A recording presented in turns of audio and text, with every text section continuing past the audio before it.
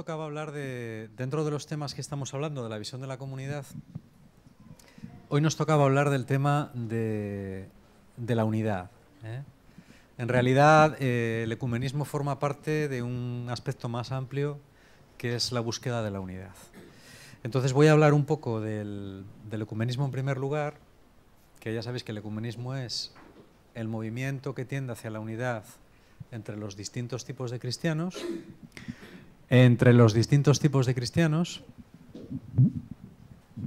Y luego vamos a hablar también algunas cosas de la unidad dentro de la propia Iglesia, que yo creo que son por lo menos igual de importantes, si no más.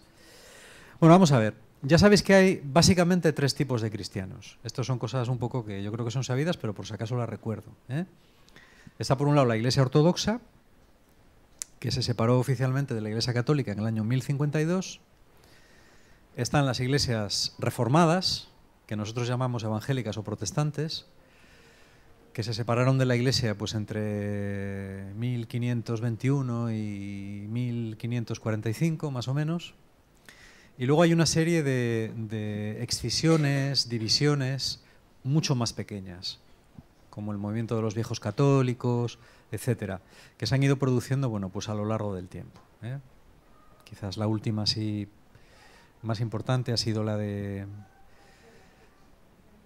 Bueno, la de los viejos católicos fue a partir del Concilio Vaticano I, cuando se definió el dogma de la infalibilidad del Papa, y luego la de la Fraternidad de San Pío X, que es la que inició el obispo suizo Marcel Lefebvre, que fue a partir de 1965, cuando acabó el Concilio Vaticano II. Pero vamos, hablamos de decisiones numéricamente muy pequeñas. Hay más, ¿eh? Hay alguna más, católica, digamos, por ahí, pero no, son muy poquita gente. Con la Iglesia Ortodoxa no tiene muchas diferencias teológicas con la católica. Básicamente, las diferencias más importantes están en relación con la figura del Papa. Las iglesias ortodoxas consideran que el obispo de Roma tiene una preeminencia de honor sobre las demás, pero no de mandato. Es decir, que el Papa no tiene por qué mandar más en toda la Iglesia universal que cualquier otro obispo, ¿vale? Las iglesias ortodoxas también están divididas entre sí, son autocéfalas, que se llama, es decir, cada una de ellas tiene su propia cabeza. Y la relación entre ellas, bueno, en algunos casos es mayor y en otros pues es prácticamente inexistente. Está, por ejemplo, la iglesia griega, está la iglesia copta de Egipto y está la iglesia rusa. Cada una de ellas, bueno, y otras más, son la iglesia armenia, la iglesia búlgara, son independientes y tienen una cabeza, es un metropolita que llaman ellos, que es un poco la persona que las dirige. Teológicamente, en cuanto a las creencias, la diferencia es escasa. Los sacerdotes ortodoxos se casan, o mejor dicho, los casados pueden ser sacerdotes, pero los obispos no. Los obispos se eligen entre los monjes o entre los sacerdotes que son célibes, ¿vale? Y luego, por último, hay una serie de iglesias, que son las iglesias orientales católicas, que son esas iglesias que tienen la teología y las costumbres de los ortodoxos, pero obedecen al Papa de Roma. Entonces, por ejemplo, tienen sacerdotes casados. En Granada tenéis uno, que es Asorín, que ya ha estado por aquí, ¿eh? Es un caso raro. Son católicos como nosotros, pero tienen unas costumbres distintas. Pero son igual de católicos que nosotros, ¿vale? Entre ellos están los greco-católicos, como Sorín, está la iglesia melquita, está la iglesia maronita y está la iglesia copta católica, y en fin, una serie de ellas más. No nos vamos a liar aquí mucho. Son grupitos pequeños, ¿eh? No son muchos. Greco-católicos no creo que sean más de 1 millón en los países de Europa del Este y así por el estilo. Con los evangélicos o con las iglesias que vienen de la Reforma hay más diferencias porque entre ellas también son iglesias más diferenciadas. Las primeras iglesias, a su vez, fueron reformadas y esas reformas fueron reformadas y esas reformas fueron reformadas y las reformas de las reformas de las reformas fueron reformadas. Hoy en día se calcula que hay, es imposible de saber, ¿vale? Pero hay unas 400 clases diferentes de evangélicos, ¿eh? No hay grandes diferencias entre unos y otros a nivel teológico, es más bien a nivel disciplinar. y ya entrar en eso sería muy complicado de explicar. Ni yo mismo las conozco todas, vamos, ni simplemente por las más importantes, ¿vale? Yo qué sé. Pues, están, por un lado, las iglesias que nacieron de la Reforma Europea, luego están, por ejemplo, las iglesias que nacieron de la Reforma Anglicana. Ya sabes que la iglesia anglicana es diferente, porque no es una iglesia reformada, pero tampoco es una iglesia católica. Fue un rey, Enrique VIII, que decidió separar a la iglesia de su país de la iglesia católica, pero la iglesia siguió siendo católica en sus formas, aunque con mucha influencia protestante, sobre todo presbiteriana. Y bueno, ahora mismo se divide en dos iglesias, que son la High Church y la Low Church, la iglesia alta y la iglesia baja. La iglesia alta, que es más bien cercana a las clases altas y a la aristocracia, es muy parecida, más parecida a la católica. La iglesia baja es una iglesia mucho más evangélica, aunque las dos son anglicanas. Pero bueno, esto es un lío, así que ahí no me voy a meter. Si queréis, hay mucha documentación y muy buena sobre dentro de nuestro libro de formación tenemos un tema dedicado al ecumenismo, en el que se habla de estas cosas. Si alguien tiene interés, especialmente en el tema de la reforma, yo puedo darle todo el material que quiera. Yo de las iglesias ortodoxas no sé tanto, de las iglesias evangélicas sé un poco más. Y bueno, pues es un tema muy interesante, ¿vale? Bien, ahora vamos a hablar de fe y vida, que es lo que nos importa a nosotros. La actitud de las iglesias entre sí hasta el siglo XX, lamentablemente, esto nos lo dijo Arantxa, que estuvo aquí el curso pasado y nos estuvo dando una charla sobre el ecumenismo también, pues ha sido una actitud bastante negativa. La iglesia ortodoxa y la iglesia católica estuvieron mutuamente excomulgadas desde el año 1054, que se separaron. La iglesia ortodoxa excomulgó a la iglesia católica y la iglesia católica excomulgó a la iglesia ortodoxa. Las excomuniones, el patriarca Atenágoras y Pablo VI, en 1965, se levantaron mutuamente las excomuniones. De todas formas, el ecumenismo con la iglesia ortodoxa es muy difícil, aunque parezca mentira. A pesar de que la cercanía es mucho mayor, culturalmente y históricamente las relaciones son peores. No en todas las iglesias igual, pero en general las relaciones son muy malas. Y prueba de ello es que, por ejemplo, ningún papa ha visitado nunca Rusia. En Grecia creo que este papa tiene intención de hacerlo, pero para que veáislo, sin embargo, sí que han visitado Inglaterra, Alemania, Estados Unidos sin ningún problema. Hay ahí unas heridas históricas muy fuertes. En el año 1202, los cruzados que iban a la cruzada al final desembarcaron en Constantinopla, que era una ciudad cristiana, y la destruyeron completamente y la saquearon. Eso es una cosa que a los ortodoxos les duele todavía hoy, 8 siglos después. Y bueno, y cosas por el estilo, ¿vale? En España no hay mucha gente ortodoxa. Normalmente los ortodoxos son inmigrantes que vienen de Europa del Este. El 99,9% son o bien rusos o bien rumanos, moldavos también, algún búlgaro, ¿vale? Y bueno, normalmente la iglesia tiene una actitud de bastante acogida. En el templo que la comunidad, que Fe y Vida gestionaba en Tarragona, por mandato de su arzobispo, se reunían los ortodoxos rusos allí. Ana acogía a los ortodoxos rusos, por ejemplo, cuando estaba destinada allí, cuando la tenemos destinada allí. Bueno, o sea, quiero decir que se intenta acoger a esta gente. Ahora mismo hay una pequeña comunidad ortodoxa en General Dávila, en Santander. Yo no los conozco, sí que me gustaría ir un día. Hay que ir con tiempo porque una misa ortodoxa dura 3 horas y se hace de pie. En las iglesias ortodoxas no hay bancos. Así que tú entras y bueno, también son muy libres, la gente entra, sale, es normal, porque, claro, si no, ¿quién lo aguanta? Pero bueno, ahí cada uno... La liturgia ortodoxa es preciosa. Es decir, yo he estado en algunas misas, es verdad que se hacen muy largas, muy pesadas, ¿no? Pero la liturgia es muy bonita. Yo la última vez que estuve en una iglesia ortodoxa fue en la Catedral de San Pedro de Riga, en Letonia. Y es una maravilla, es una maravilla. El humo, los iconos, las velas, el incienso, ¿no? Las letanías, es muy bonito, ¿no? Yo, de hecho, lo he dicho más veces, yo suelo orar con música ortodoxa litúrgica de fondo, muchas veces, porque es especialmente bonita. No tenemos mucho contacto con ellos. A mí me gustaría mucho tener contacto con el sacerdote ortodoxo de aquí de Santander, que es el único que hay. Pero no lo conozco. Si alguien lo conoce y me lo puede presentar, ¿tú lo conoces? Hombre, pues, ¿por qué no lo invitas un día aquí? Invítalo a que venga a predicar. Hombre. Ah, sí, aquí. Anda. Ah, qué interesante. Sí. Sí. Sí, sé que es joven, sé que es un chaval joven, sí. Bueno, pues no tenemos mucha relación con ellos, sobre todo porque en España apenas hay ortodoxos. Hay muy pocos y casi todos son inmigrantes, ¿no? Bueno, con el tema evangélico, me voy a centrar más en el ecumenismo con la Iglesia evangélica. ¿Por qué? Pues porque en España es muchísimo más numerosa y porque sí que hay muchos españoles evangélicos. Así como no hay muchos españoles ortodoxos, sí que hay muchos españoles evangélicos, unos 250.000. ¿Vale? Si lo comparamos con todo lo que es la Iglesia católica, no son muchos, pero son una minoría muy activa, muy activa, muy activa.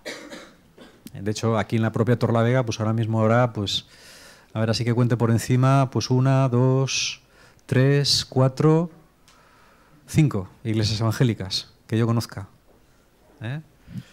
No conozco mucho a los pastores, solamente conozco uno, a César. A los de Santander sí que los conozco más, algunos de ellos, ¿no? Sobre todo a los pastores más antiguos. Y procuramos tener una buena relación. La Iglesia Católica no ha escrito mucho sobre el ecumenismo. Prácticamente lo que hay escrito es un decreto del Concilio Vaticano II que se llama Unitatis Redintegratio, que es bastante corto, por otro lado se lee enseguida. Vamos, yo me lo he repasado esta mañana, me lo he leído en un rato, otra vez. Y yo creo que ya lo había leído otras veces. Y bueno, es un decreto que fue histórico porque la postura de la Iglesia Católica era: el ecumenismo es muy sencillo, simplemente toda esta gente que se fue tiene que volver a la Iglesia y aceptar la autoridad del Papa y se acabó. Prácticamente hasta el Vaticano II esa era la postura. Y la postura evangélica y ortodoxa también. Es decir, bueno, la Iglesia de Roma lo que tiene que hacer es reformarse de una vez, dejarse de tonterías, volver a la pureza del Evangelio y ya está. Y cuando vuelvan a la pureza del Evangelio, pues hablaremos y se dejen de supersticiones y de cosas de esas. Esta era la postura. Gracias a Dios, esto en la última mitad del siglo, la segunda mitad del siglo XX fue cambiando bastante. Fue cambiando bastante. Yo creo que ha habido dos cosas muy importantes. Una de ellas, para el cambio, una de ellas ha sido el Concilio Vaticano II, el decreto Unitatis Redintegratio. Uno lo leo y dice, pues bueno, tampoco es para... Pero claro, en 1965 fue la bomba, porque era un cambio tan radical de postura con respecto a, bueno, pues a las últimas declaraciones que podía haber habido en el Concilio Vaticano I, cuando fuera, que no me acuerdo, muy grande. ¿Por qué? Porque es un decreto positivo que habla de los evangélicos y de la Iglesia Ortodoxa de manera positiva. Y dice, entre otras cosas, reconocemos que estas iglesias, bueno, pues tienen carencias. Es un texto súper milimetrado, como todos los del Vaticano II, es medida cada palabra. Tienen carencias, pero tienen riquezas muy importantes. Y esas riquezas los católicos podemos aprovecharlas también. Eso es una cosa muy importante, por decir esto. Y esa gente también pertenece a la Iglesia. Es decir, la Iglesia no son solamente los católicos. La Iglesia es todas aquellas personas que creen en Jesucristo como Señor y como Salvador y que están bautizadas, incorporadas a Él por el bautismo. Esto es lo que dice el documento. Es decir, que la Iglesia somos todos. Cuando hablamos de Iglesia no podemos hablar solo de la Iglesia católica, porque esa es una visión eclesiológicamente incompleta y teológicamente inexacta.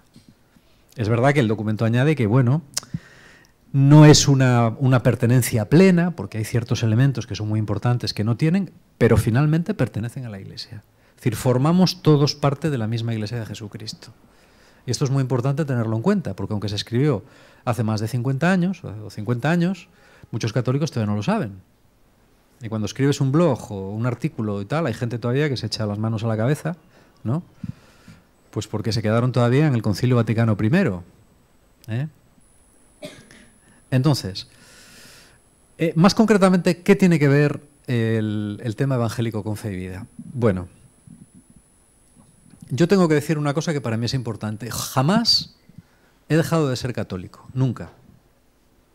En la Iglesia Católica me bauticé, hice la primera comunión, me confirmaron, digo me confirmaron porque yo no me confirmé, pues no sabía lo que hacía, y en ella he seguido hasta el día de hoy. Nunca por un solo momento me he separado de la Iglesia, ni de la comunión con los obispos, ni con la jerarquía, nunca jamás.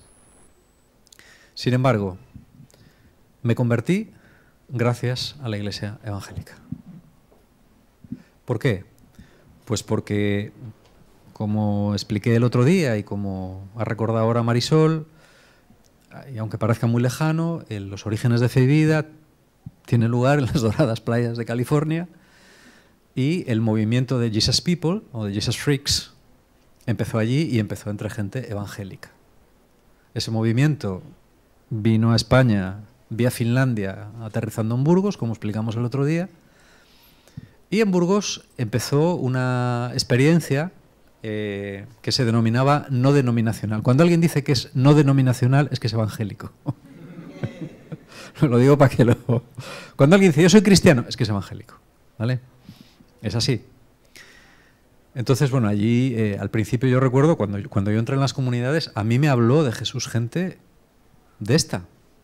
La gente que me mostró a un Cristo vivo y auténtico y que actuaba, al que yo podía orar y que podía cambiar la vida, fue gente no denominacional, es decir, evangélica, con una teología no denominacional, es decir, evangélica.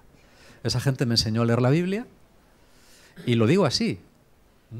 Yo para entonces ya había ido a todas las catequesis habidas y por haber y llevaba 5 años dando clase de religión con sobresaliente.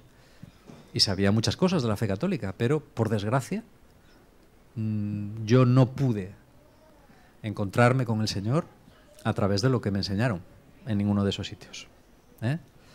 Eso no es ni bueno ni malo, es la verdad. Y es así. Entonces, eso a mí me ha influido mucho, evidentemente.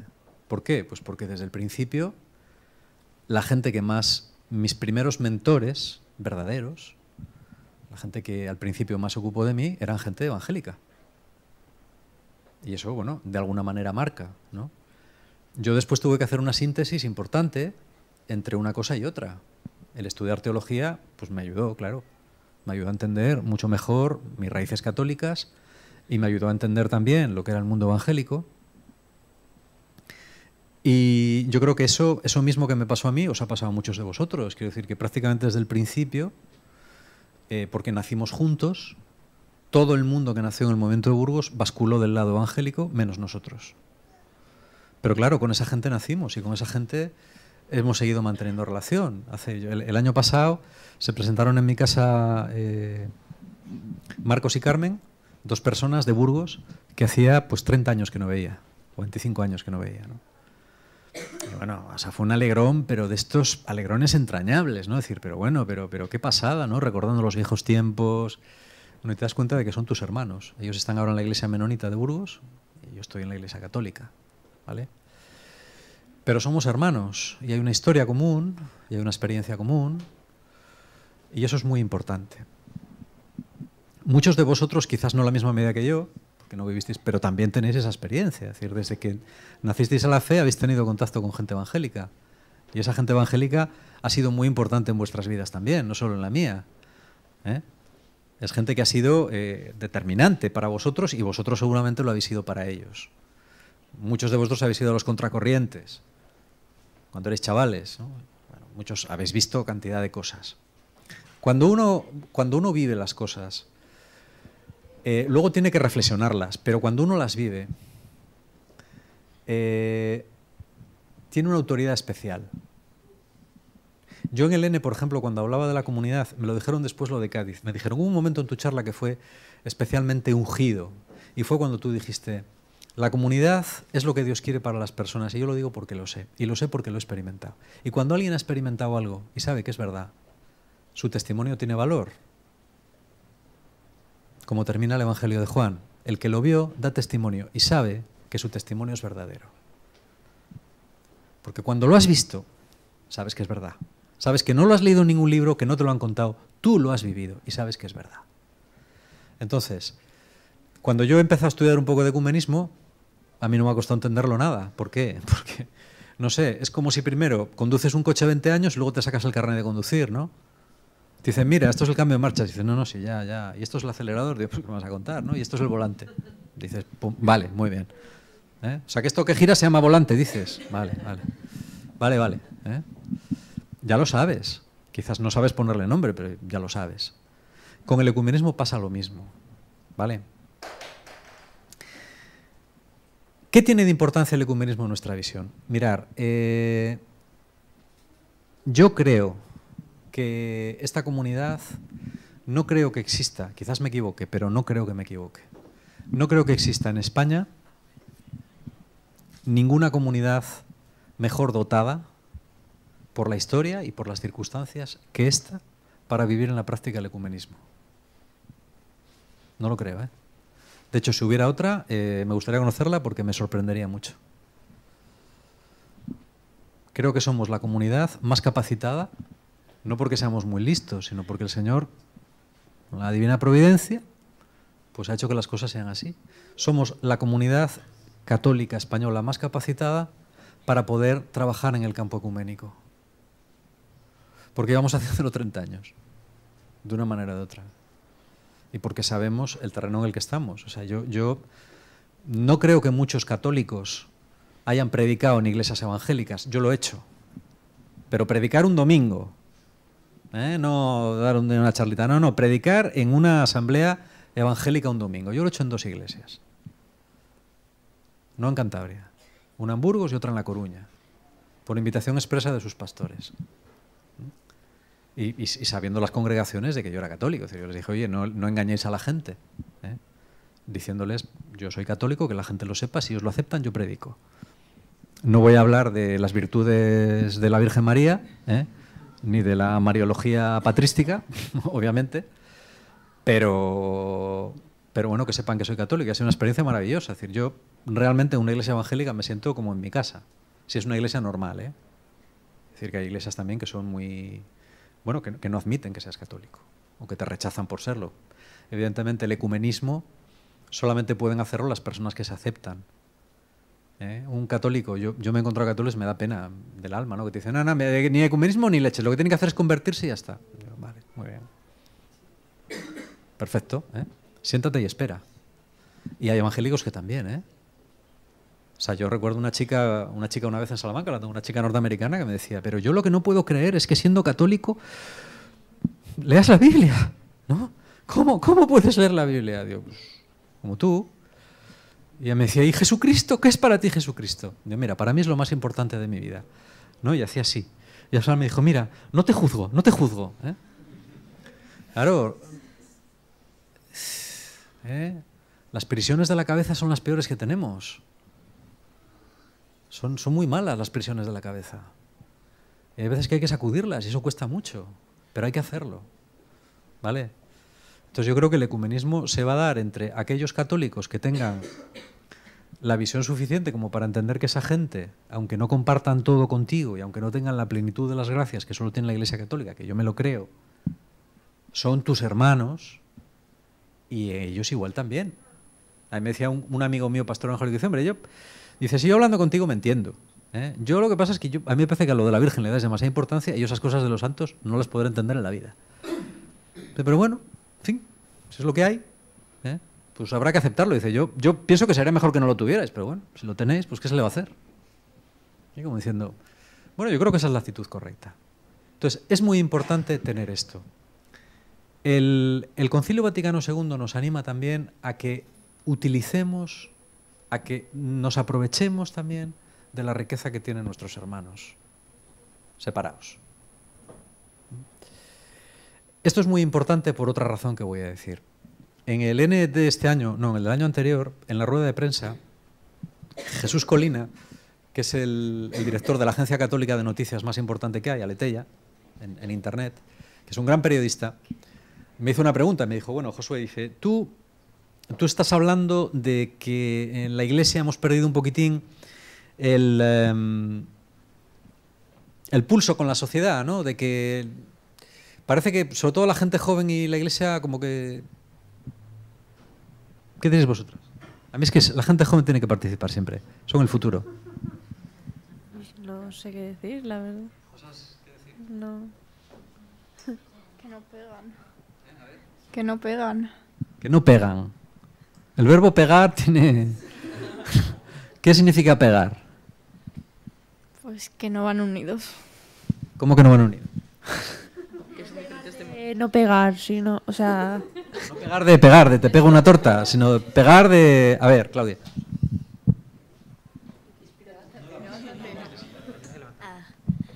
Yo creo que han perdido el interés en la Iglesia.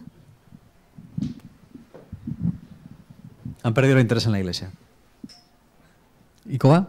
¿Vas a decir algo? ¿No? ¿Pero qué te pasa hoy? ¿No estás en forma? No, bueno, los que trabajamos con gente joven sabemos que... Bueno, pues que hay una brecha que se abre y que cada vez es mayor. Es decir, eso es así, puede gustarte, puede no gustarte, pero es así. Me preguntó Jesús Colina, Josué, ¿tú crees que hay algún sitio del mundo en el que esa brecha entre la Iglesia o el cristianismo y la sociedad no sea tan grande o no exista? Y yo dije, ¿quieres que te diga la verdad? Porque hay un montón de gente allí. Él me dijo, sí. Y yo dije, sí, en algunas iglesias evangélicas. Punto. Se hizo un silencio, ¿no? Yo me has preguntado lo que pienso, te digo lo que pienso. Puede que me equivoque, pero es lo que pienso. Yo creo que hay iglesias evangélicas hoy en día, no todas, ¿eh? O sea, las hay que están más perdidas que un pulpo en un garaje también. Pero hay otras, porque hay una gran diversidad entre ellos, ¿no? La falta de una autoridad común es un inconveniente muy grande porque se producen divisiones continuas, ¿eh? O sea, si esto fuera una iglesia evangélica, yo soy el pastor, alguien se enfada conmigo mañana, se lleva 5 y forman otra iglesia. Y aquí paz y después gloria. Claro, y por esa regla de 3. Pero esa libertad también hace que la experimentación sea mucho mayor. Y claro, cuando experimentas mucho, a veces aciertas, ¿eh? Y yo creo que ahora mismo hay iglesias evangélicas, ya sabéis que bueno, yo tengo ciertos modelos, ¿no?, que están sobre todo en Estados Unidos, ¿no?, como Saddleback cerca de Los Ángeles o Willow Creek cerca de Chicago. Yo creo que son dos iglesias que están, y seguramente que alguna más, están casi a la par de la vanguardia de la sociedad.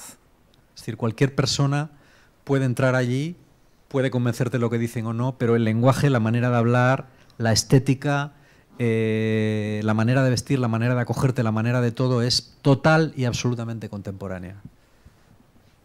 ¿Qué es lo que hay que hacer entonces? Bueno, pues yo lo que hago es cumplir lo que dice el decreto Unitatis Redintegratio, copiar. Si ellos lo están haciendo bien, yo voy a aprender de ellos. ¿Que son protestantes? ¿Y qué? ¿No dice también el concilio que el Espíritu Santo obra a través de ellos? Pues, ¿quién soy yo para desestimar la obra del Espíritu Santo? Y procuro asistir a sus reuniones. ¿No dice el concilio también que es bueno que católicos y evangélicos participen en oraciones en común? Pues ya está. Eso está escrito. Si la gente no lo ha leído, no lo sabe, pues es problema de la gente, pero no problema nuestro. Yo creo que esta tiene que ser una práctica muy importante en Fe y Vida. Tenemos que ser una comunidad netamente ecuménica. Ser ecuménico no significa olvidar lo tuyo propio. Yo creo que para poder relacionarte con alguien tienes que saber quién eres. Si tú no tienes clara tu fe católica, no vas a poder ser ecuménico. Y si tú no eres evangélico de verdad, tampoco vas a poder ser un buen ecuménico. Tienes que saber quién eres y dónde estás. Y no pasa nada por eso. Pero sabiendo dónde eres, de dónde eres y a dónde perteneces, puedes relacionarte con los demás sin ningún problema y sin ningún peligro. Esta yo creo que es una idea que es muy importante y que tenemos que tener en cuenta.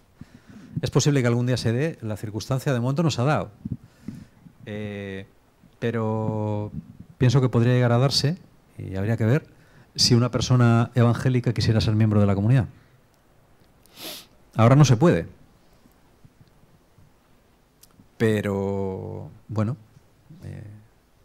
la comunidad católica que yo más admiro, y nunca lo he ocultado, que es la comunidad de Chemonez, en Francia, es una comunidad ecuménica.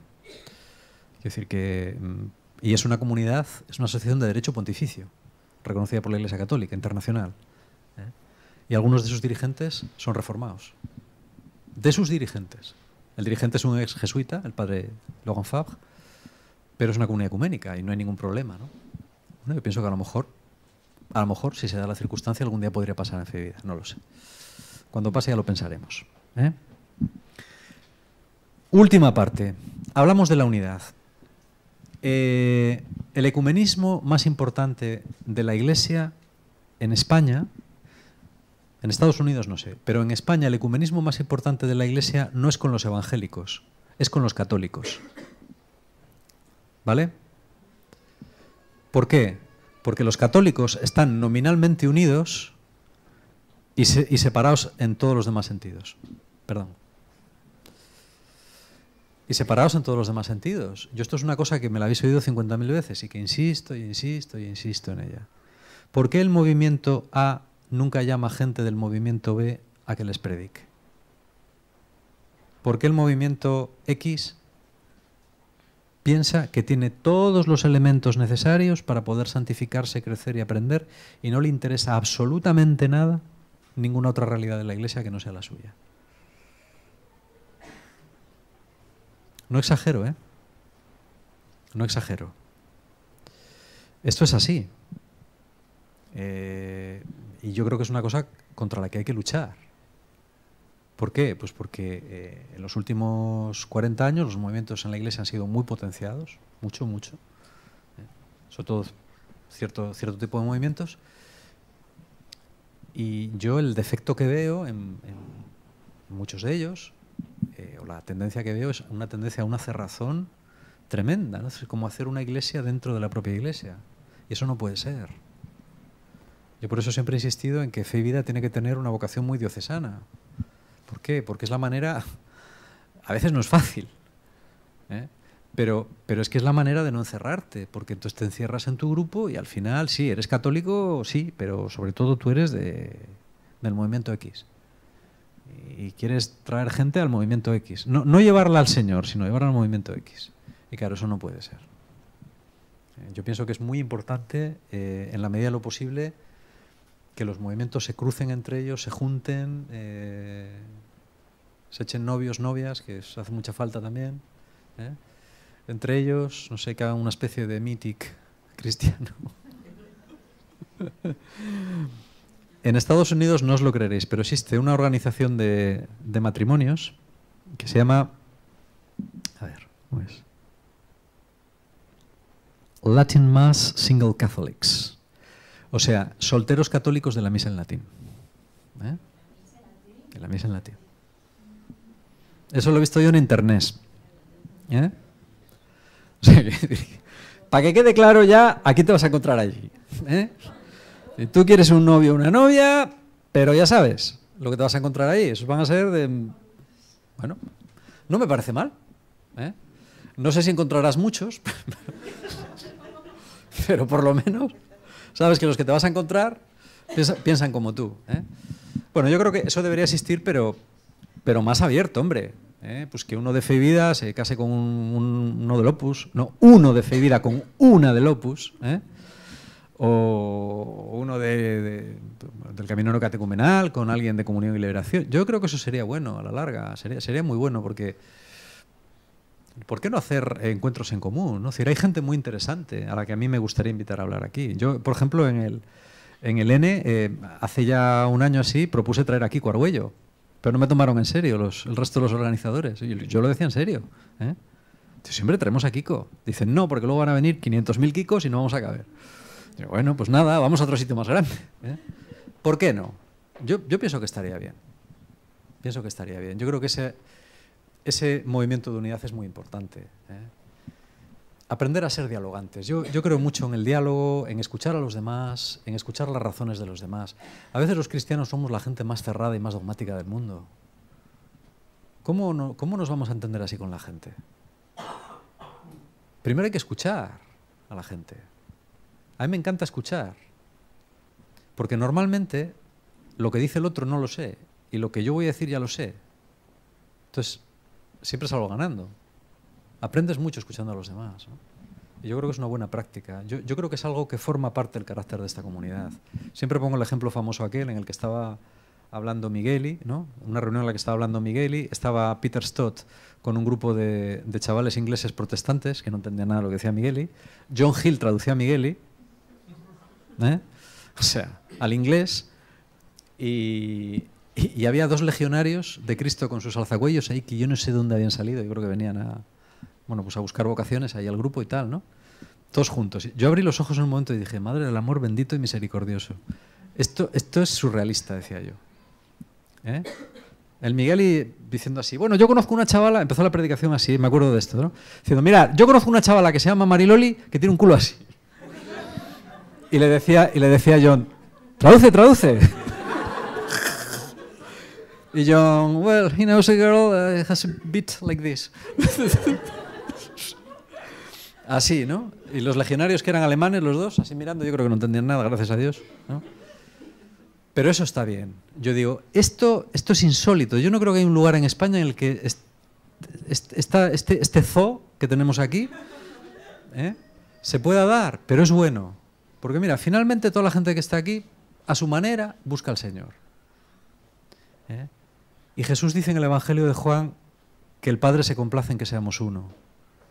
El final de la oración sacerdotal del Evangelio de Juan, es una de las culminaciones del Evangelio de Juan, es la oración por la unidad. Que sean uno para que el mundo crea. Porque uno de los obstáculos mayores, también lo dice Unitati Redintegratio, para que la gente crea en los cristianos es la división que hay entre ellos. Es un mal testimonio permanente que se transmite de generación en generación. Yo creo que una de las vocaciones fundamentales de esta comunidad es ese. El diálogo, la tolerancia, la apertura y el poder acoger a todos y aprender de todos. Es un buen sitio para estar, chavalas, no penséis que no. Esta comunidad tiene potencial. Y básicamente es lo que os quería comentar. Esto es un poco una reflexión sobre este tema que yo creo que es interesante. No sé si alguno queréis preguntar en un ratín alguna cosa o... He hablado sin esquema porque le traía en el móvil y se me acabó la batería. Así que he hablado de memoria, pero...